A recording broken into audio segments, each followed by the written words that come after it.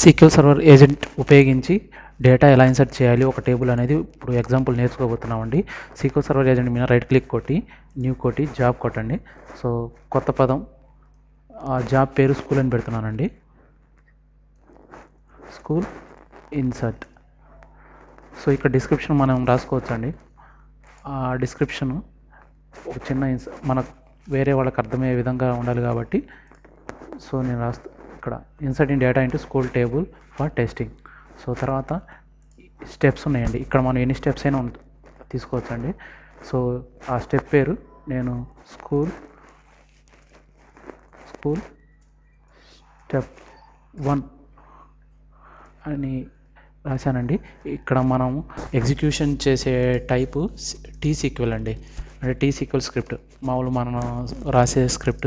మిగతావి చాలా ఉన్నాయండి, అవన్నీ డేటా అడ్మినిస్ట్రేషన్ గురించి, బిజినెస్ ఇంటెలిజెన్స్ గురించి. సో ఇక్కడ ఎగ్జిక్యూట్ చేసే కమాండ్ ఇక్కడ రాయాలండి. మనం ఉపయోగించే డేటాబేస్ కూడా సెలెక్ట్ చేసుకోవాలండి. స్కూల్ డేటాబేస్ నేను సెలెక్ట్ చేసుకుంటున్నాను.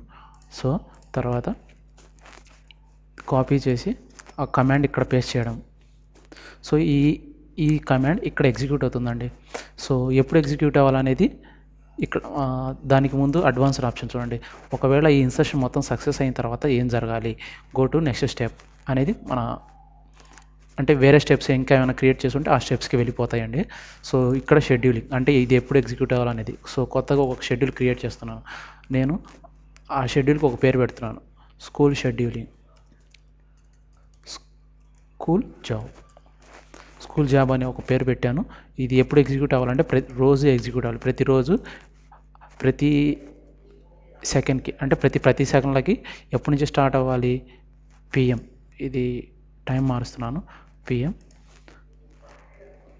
1:50కి స్టార్ట్ అవుతుందండి. 1:50కి స్టార్ట్ అయ్యి ప్రతి 10 సెకండ్లకు ఒకసారి డేటా ఇన్సర్ట్ చేస్తుంది. అంటే మన కమాండ్లో ఉన్న డేటా మొత్తం ఇన్సర్ట్ చేస్తుంది స్కూల్ టేబుల్లోకి. సో నేను ఓకే కొడుతున్నాను. సో ఇదండి జాబ్ ఫస్ట్ 3 స్టెప్స్. సో ఒక్కసారి ఓకే కొట్టిన తర్వాత ఇక్కడ ఒక జాబ్ స్కూల్ ఇన్సర్ట్ అనే జాబ్ క్రియేట్ అయింది కదండి. 1:50 నుంచి స్టార్ట్ అయ్యిందండి స్కూల్. సరే ప్రస్తుతం డేటా ఏమైనా ఉందేమో చూస్తాం. ఒక స్కూల్ టేబుల్లో ప్రస్తుతం డేటా అయితే ఏం లేదండి. 1:50కి స్టార్ట్ అయింది. ప్రతి 10 సెకండ్లకు ఒకసారి చూద్దాం డేటా ఇన్సర్ట్ అవుతుందా లేదా అనేది. దీనికన్నా ముందు అసలు ఈ సీక్వెల్ సర్వర్ ఏజెంట్ అనేది ఎందుకు అంటే ఉపయోగం అంటే ఒక ఆటోమేటిక్ ఎగ్జిక్యూషన్ అండి.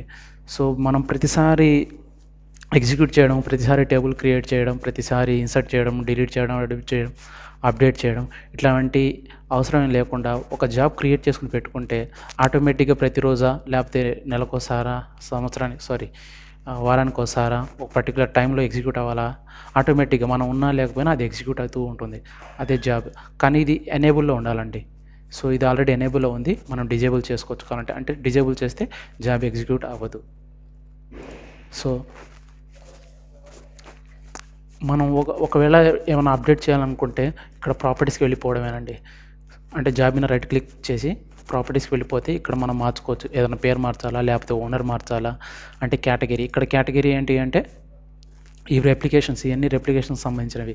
సో ఇవి డేటాబేస్ అడ్మినిస్ట్రేషన్ తెలిసిన వాళ్ళకి బాగా ఉపయోగపడతాయండి. మనది అన్కేటగరైజ్డ్. మ్యాక్సిమం అన్ని జాబ్స్ అన్ని అన్కేటగరైజ్డ్ ఏనండి. కేటగిరీస్ అంటే ఈ రెప్లికేషన్స్లో ఈ కేటగరైజేషన్స్ ఉంటాయి డిస్ట్రిబ్యూషన్ గురించి. సో డిస్క్రిప్షన్ మనకి ఎంత కావాలంటే అంత రాసుకోవడం, ఎప్పుడు క్రియేట్ చేశారు, ఇవి ఎంత మోడిఫికేషన్స్ ఉంటాయి, స్టెప్స్. ఇక్కడ ఒక స్టెప్పేనండి నేను క్రియేట్ చేసింది. కావాలంటే ఇంకొక కొత్త స్టెప్ కూడా క్రియేట్ చేసుకోవచ్చు. అంటే ఎన్ని స్టెప్లు మన అవసరాన్ని బట్టి మనం ఎన్ని స్టెప్లు అంటే కావాలంటే అన్ని స్టెప్లు క్రియేట్ చేసుకోవచ్చు. సో ఇలా ఉంటుంది జాబు. సో ఒకసారి డేటా చూద్దాము. చూసారా 60 రోజు. మళ్ళీ ఇలా ఎగ్జిక్యూట్ చేస్తుంటే 72 రోజు. తర్వాత మళ్ళీ ఇంకో 12 రోజు పెరుగుతాయి. అంటే ప్రతి 10 సెకండ్స్కి ఒకసారి ఆటోమేటిక్గా ఇన్సర్ట్ జరుగుతుంది. అంటే ప్రతిసారి ఇన్సర్ట్ చేయాల్సిన అవసరం లేదు. సో టెస్టింగ్ కోసం ఇట్లాంటివి బాగా ఉపయోగించుకుంటారు. చూసారా 84 అయిపోయింది. సో తర్వాత మళ్ళీ ఇంకో 12 రికార్డ్స్ పెరిగిపోతాయి, 96. తర్వాత అలా పెరుగుతూ ఉంటాయి. సో ఇది సీక్వెల్ సర్వర్ ఏజెంట్ ఉపయోగించి డేటా ఎలా ఇన్సర్ట్ చేయాలి ఆటోమేటిక్గా. ఒక 10 సెకండ్స్కే కాదండి, మీరు టైం మార్చుకోవచ్చు. ఎవ్రీ 1 అవర్కో లేకపోతే ఎవ్రీ మంత్కో, అంటే మంత్లీ వన్స్, వీక్లీ 10 టైమ్స్, లేకపోతే weekly once, every Sunday, every Wednesday అలా మార్చుకోవచ్చు. Okay, thank you.